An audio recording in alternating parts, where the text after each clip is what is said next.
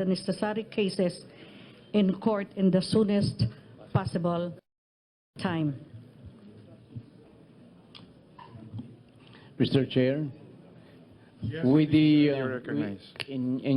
to answer Congressman's query, we are also of the belief that even as of yesterday, we have enough evidence to this case for preliminary investigation because we have sufficient for evidence to establish probable cause.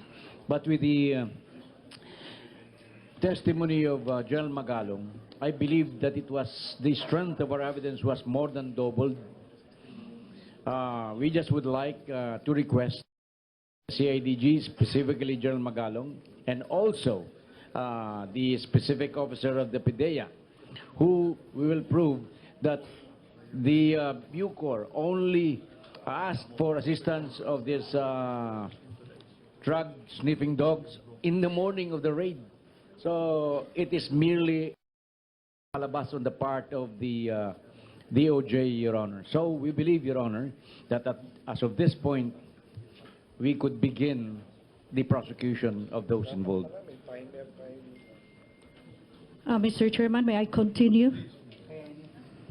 After listening to the testimony of our witnesses, this representation is alarmed and saddened by the proliferation of drug syndicates in the NBP, the wanton abuse of power by our former officers of the Bucor and the NBP, as well as the high-profile personalities mentioned by our witnesses, that the DOJ will continue its investigation and institute the much-needed reforms in the Bucor and the NBP. And on our part, may I request the Justice Secretary to submit to the committee proposed legislation to further support the reforms in the system. Mr. Secretary, please comply with the request of Congresswoman Cagas, because these are inputs that we really need for us to be able to come out with the that we ought to submit to the plenary. Thank you, Mr. Chair. Thank you, Kong Cagas. But if it may be too much, may we ask this honorable committee that a sworn statement on the failed Operation Kronos be submitted by the proper officer of CIDG and PDEA so that we could use it in our prosecution of those involved in these illegal drugs.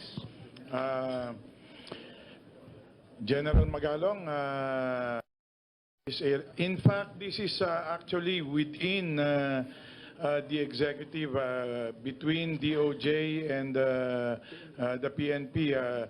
Actually, you don't need congressional intervention on this, and this can very well be done. But at any rate, since we're here, DOJ is asking for your cooperation on this, so we urge you to work it out among yourselves. Mr. Chair, General Magalong, we would like to request your office and that of the PDEA, because of your revelation this afternoon. This is very, very important evidence, one of the strongest evidence against the perpetrators. If you could, the proper officers of PDEA and CIDG to give us a sworn statement on why Operation Kronos failed. Mr. Chair, Mr. Secretary. Please, General Magalong. Yes, sir. I can only speak for the Philippine National Police. We are willing to execute an affidavit for that matter. Thank you. Any? And finally, Mr. Chairman, Please. may I manifest my utmost support to President Duterte's drug campaign, crime, and which are the social ills that need to be stamped out. Mr. Secretary, I believe that although it is inherent upon the committee to conduct investigation in aid of legislation, we must always prioritize our ultimate objective here to deliver the truth to the people, and nothing else exceeds that purpose. Thank you, Mr. Chair. Thank Mr. you, Chair. Congresswoman Cagas. No Mr. need to answer that, Mr. Secretary. I just would like to have some words from PDEA because CIDG has already committed to make that. May we know what's the comment from PDEA? Okay, Pidea, please, you have the floor. On the part of PIDEA, Your Honors, I will coordinate with the officers concerned, Your Honor, to cooperate with the Secretary of Justice. Thank you for that. So we now, are you done, Your Honor? Okay. So we now recognize Chairman Ace Barbers of Dangerous Drugs Committee. Salamat, Chairman. Since yesterday, I've been patiently and intently listening to the testimonies and the hearings that we've conducted. Ako po'y sumusunod doon sa polisiya na limitado lang yung ating oras sa pagtatanong. Kaya nga, ang aking pagtatanong ay direkta kagad tinanong ko kay Kulangko at saka kay Magleo. Ngayon, meron lang po akong side question para sa ating kalihim, Secretary Aguirre. Kasi doon ho sa testimonya, kung tatahiin natin yung mga testimonya nilang lahat, no, ng nating mga witnesses, it seems that they're all pointing at a very glaring, shall we say, instance inside the Bilibid. Wala ho nag-deny na merong kubol. Deny na merong na nangyayari ho, masyadong VIP yung treatment sa kanila. So, isn't that enough already grounds to charge the head of the bureau and the head of the department under the principle of isn't that enough? Mr. Chair? Yes. May I be allowed to You're comment? recognized, please. I think that would be enough, but if we go by chain of command, that would be administrative responsibility. Now, with respect to criminality under 9165, we are building that case because all we have before the testimony of General Magalong are testimonial evidence of the witnesses, except with some very evidence. But after the testimony of General Magalong, as I've said, it was the strength of our case was more than doubled. But please bear with us because the AMLA, we made already the proper request with AMLA, and they promised to release a copy to us this afternoon because we know very well that the people we suspected of being the prime mover of these illegal drugs in the NBP, of course, will not be stupid to deposit the money in their own account. Meron na po kaming silip that will amount to billions. The amount, billions. As one of them, in his account, may nagsasabi has 500 million. Isang tao lang yun. So please bear with us. We want to have an airtight case, but it was really strengthened by the testimony, by the forthcoming testimony, the affidavits of the PIDEA and the CIDG. Mr. Secretary, yung po bang existence ng mga kubol, kasi ilang beses daw ni-raid eh. Hindi ba dinemolish yan after the first raid? Tuloy-tuloy pa rin yung existence niya mga kubol na yan? Dinemolish na po. Actually, doon po sa... It was during the time after the Lima was... It's as if you were saying, Mr. Secretary, that someone is in dilemma now. After resigned as, after she resigned as SOJ, napalitan po yan. And under the, kaya sabi ko nung una pa man, talagang bilib ako dito kay General Renier Cruz. Sa kanya po ang nag-demolish niyang lahat ng kubol na yan. Sa report ng PIDEA, ng SHOC, isa na lamang po ang natitirang kubol. But Kanino pong kubul yun, Secretary? hindi po masyadong high profile pero malaki rin. So ang ginawa niya, hindi niya demolish. Kasi sa kakulangan ng mga housing facilities, ginawa niyang facilities na lang inmates. Kaya so hindi- nakita natin, hindi ko lang alam kung bakit hindi pinakita sa video presentation kahapon eh. But it was shown to us privately. Kasi doon ho sa testimonies ng ating mga witnesses, karamihan ho sa kanila, if I'm not mistaken, halos lahat, no? Nakita nila si Senator De Lima sa loob ng isang kubol. Ay malimit po lang makita doon. Actually, yung ang isang nag-testify dyan, So, ang ibig pong sabihin, even those times when Secretary De Lima was still the Secretary of DOJ, she knows the existence of all this kubol. very definitely. And Pero- after the first time she found out that there was kubol ng klase para daw Shangri-La as described by a certain Kulanco, hindi pa rin po na demolish yun dahil binabalik-balik niya dahil hindi lang daw ho isang beses eh. Hindi po, talagang hindi. Actually, meron po kaming presentation, 3 minutes. Yung kubol ni Peter ko, walang sinabi yung mga 5-star hotel. Had we shown that yesterday, Yeah. if you would like to see it, yung 6 minutes lang yan. Yun nga ho ang nakakalungkot dahil ilang beses yung ginalugad hanggang ngayon lagi meron pa ring ano eh. But you know, on another topic, Mr. Secretary, mayroon ho ba kayong idea bakit hindi nasama sa Bilibid 19 yung JB? Very clear po yung testimony ng lahat ng mga witnesses, inmates. Para lamang po masolo ni JB Sebastian ang drug trade sa loob ng Bilibid. So, Lalahanin po ninyo that they stayed at MBA for 8 months. Kaya right. 8 months na nasolo ni JB Sebastian ang drug trade sa loob ng NBP.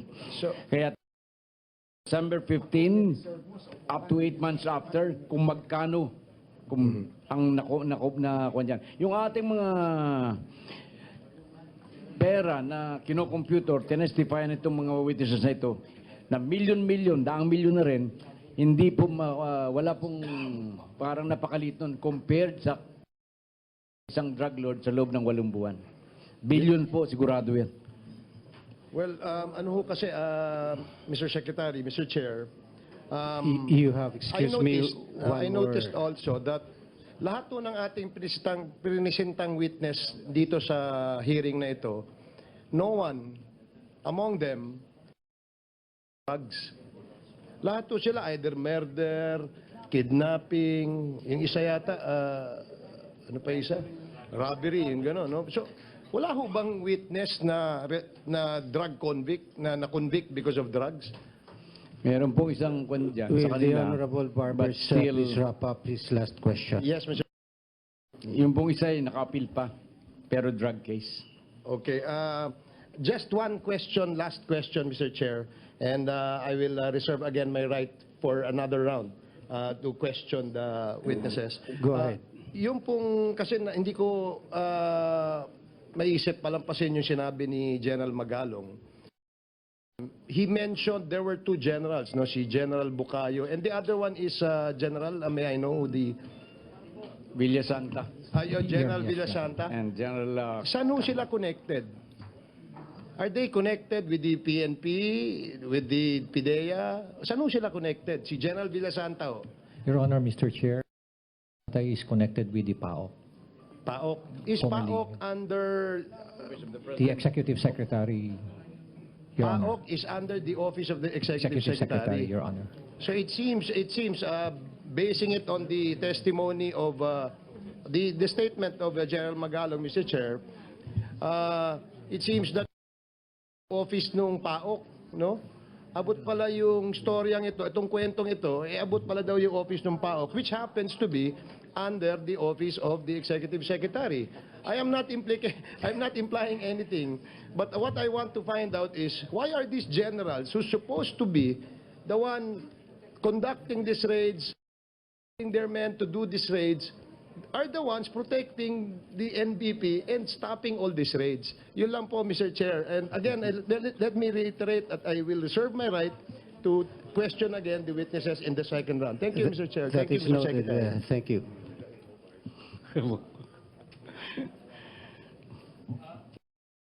Mr. Chairman, one more thing. May I know if the COMSEC has already invited JB Sebastian? So there's no motion to subpoena JB Sebastian in this hearing? Is there a motion to subpoena J.B. Sebastian? Yes, Mr. Chairman, I move that Accordingly, JB Sebastian and a certain JAD, Jad, which is also implicated in the story of a certain witness. okay, according to the COMSEC here, the name of J.B. Sebastian has already been included in that list of persons subpoenaed. Okay, So- thank you, Mr. Chair, for that information. Okay. Mr. Next Chairman. is Mr. Chairman, Honorable Garabin. Mr. Chairman, Yes. Sino ba? Thank you, Okay. Mr. Chairman. Thank you. yeah, just a brief manifestation, Mr. Chairman. In the light of the question earlier, can we invite the telephone companies so as the possibility of isolating the NBP from sending and receiving text messages? I think that's one of the solutions that we can have, Mr. Chairman. Can the committee invite, consider Just give inviting? us the name of the person to be subpoenaed in the issue one. Okay, thank you, Mr. Chairman. Thank you. Mr. Chairman, my question is directed to the Secretary. On the policy matter, Mr. Secretary. Yesterday, during our first day of investigation, what came out this proliferation of drugs in the National Bilibid Prison.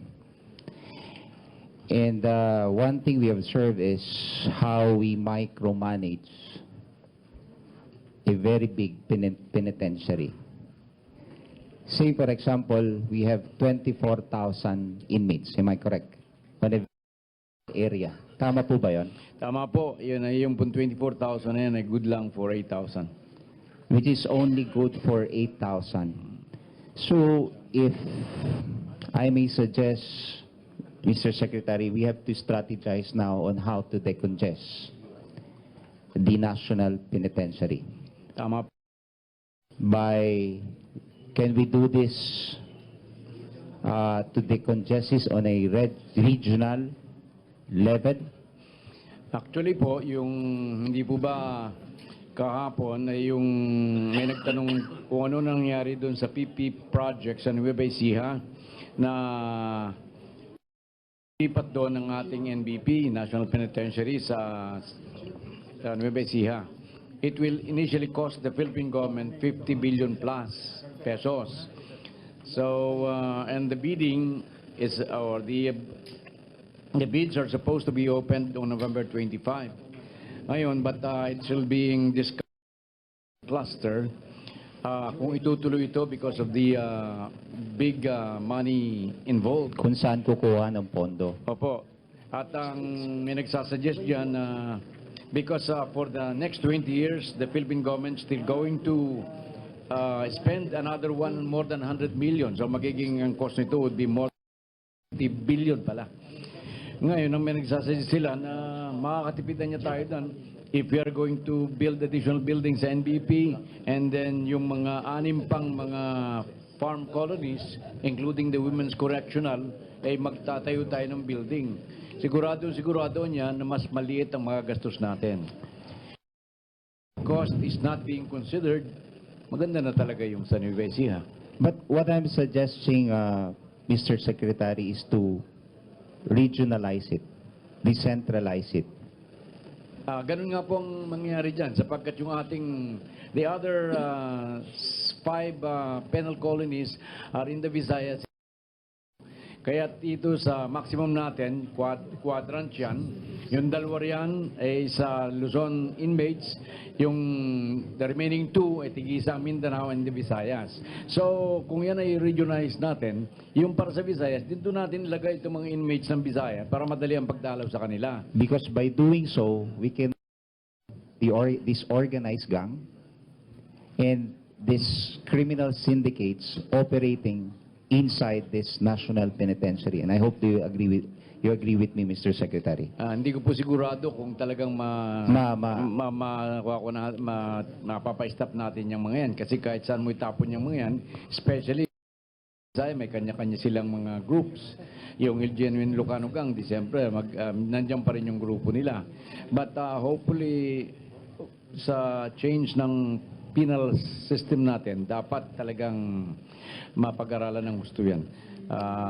I was inviting Jonathan Benarao, who has been twice appointed as director of the Bucor. Yung insight, maraming libro niyang ginawa. So I'm sure na he will be able to help us. And on the employees of the Bureau of Correction, can we make their status as confidential employees instead of career so that they can be removed easily in time that violations of the relictions of duty, violation of the revised penal code, or malfeasance or misfeasance? Pwede Pwede po po yan. ba gawin natin yon? Pwede po yan, but we have to amend the law na pagdating sa penal colonies, eh, hindi dapat protected by civil service rules and regulations, but clearly as confidential or job order employees. But of course, many in the government will oppose that. Kasi yung safeguard nila sa tenure nila ay mawala. So we really have to make them as an exception to the career serving. Yun ang kung kinakailangan if that's your point. Sabi ni Kong sa Amerika daw, outsourcing yung mga jail guards. Pwede po yan, pinag-aaralan na rin yan. Your Honor, you have one last question. Another point, Mr. Chair, which is, I think this is basically addressed to the Chair, considering that that we have accord to the witnesses testified before this committee are now subject of discussion, even in the legal circle. Mr. Chair, what is the extent of the coverage or the scope of the immunity that we have accorded to the witnesses testifying before this committee, Okay. considering that they are testifying on some allegations of wrongdoings, whether it be violations of the revised penal code, the dangerous drug acts, the reliction of duty. A public official who also testified before this committee and was accorded also an immunity by this committee. Okay. Will his wrongdoings, as alleged by those testified before this committee, will it be condoned, or only his testimony that was given before this committee? Marami po eh. Say for example, the case of Mr. Ragos. Ang dami pong aligasyon sa kanya. Ano po ba yung mangyayari doon or commissions na yon during his tenure in the Bureau of Correction? Would it be covered by the immunity or only testimonies Okay. Can I answer that? before this question committee? already? Okay. When you speak of the witness immunity accorded the witness, the immunity extends only to the particular testimony that is relevant to what we are doing here now. What is the relevance? This hearing is being in view of Resolution 105, calling for a congressional inquiry in relation to the proliferation of drugs at NBP and the accountability of the public officers who have been tasked to stop the and to manage well the National Bilibid Prison. That is the coverage of this inquiry. Now, there were a lot of testimonies given by witnesses granted immunity under the Witness Protection Program. You would recall the DOJ Secretary proposed that they be given immunity, and this proposal was accepted by our Speaker. So, yesterday, there was a question asked, how about the made by a third party against this supposed to be immune witness? I think it was Congressman Fortun, if I recall, who was saying, does that extend as far the testimony of a third party saying that this immune witness committed this crime? So I gave this answer yesterday. I said, because he was also invoking the right of a witness against self-incrimination under the Constitution. Constitutionally guaranteed right under Article 3 of the Constitution, for you not to incriminate yourself is one thing. But your immunity under the Witness Protection Law is exactly another thing. But the point is, if a cannot be prosecuted, cannot be incarcerated on the basis of his admission that he committed the crime, how else can a third party cause the imprisonment of this immune witness? So I thought that was already answered yesterday. But other matters not covered by our inquiry, that is not relevant to our inquiry, that would be a debatable question. I would like to answer only, and I will even limit my answer to only matters within of this House. I hope that answers fully the question of Congressman Garbin. Thank you, Mr. Chair. I raised this matter not so much for the benefit of the members of the committee, but for those who are viewing sa committee hearing na ito. Ang dami pong nagtatanong, ano po ba yung extent ng immunity na ibinigay ninyo sa Kongreso? Yun po ang purpose kung bakit ko po ni-raise ito. The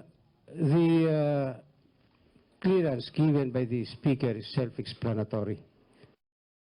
And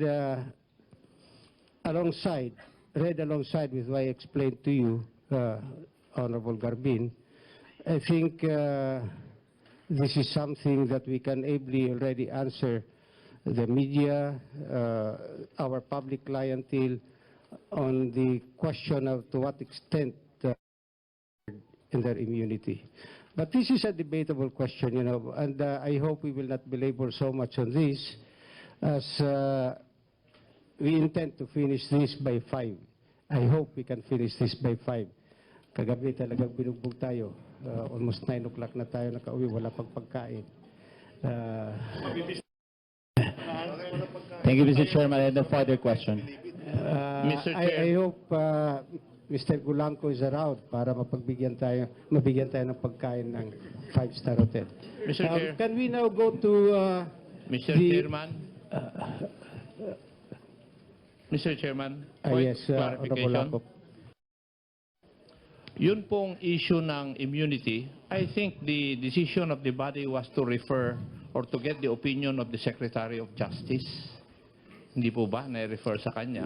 That was the initial position of the body, but then I recall last night that the Secretary Aguirre, yielded to the opinion given by this representation, And he said there will be no need for them to submit any opinion on the matter. It stopped there. I don't know if the Honorable Secretary will contradict me on that. Mr. I believe that yesterday I congratulated your